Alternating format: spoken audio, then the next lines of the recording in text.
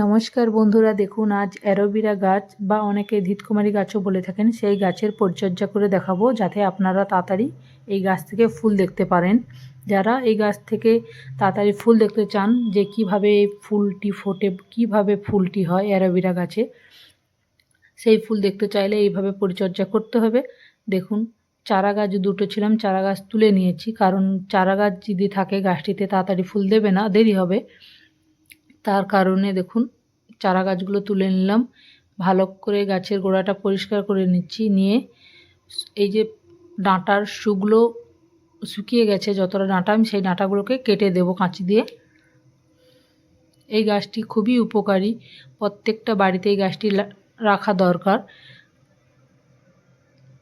কোথাও কেউ পড়ে গেলে বা কোথাও আঘাত পেলে যে জায়গাটা ফুলে যায় ওইখানে এই ডাঁটা কিছুটা কেটে সামান্য লবণ মিশিয়ে ঘষে নিলে ফুলা জায়গাটা খুব সুন্দরভাবে ফুলাটা কমে যায়।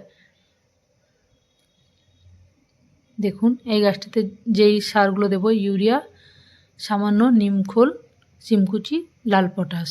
দেখুন গোড়ার মাটিটা খুঁটিয়ে আমি কিছুটা মাটি কমিয়ে দিলাম, দিয়ে একসাথে মিশিয়ে গাছের গোড়ায় সরাসরি না যাতে পড়ে টপের গা দিয়েই আমি সারটা দিচ্ছি। দেওয়া হয়ে গেছে, এবার মাটিটা ঢাকা দিয়ে দেব, দিয়ে জলটা দিয়ে দেব। এইভাবে আপনারা পরিচর্যা করলে খুব তাড়াতাড়ি আপনারা অ্যালোভেরা গাছ থেকে ফুল দেখতে পাবেন।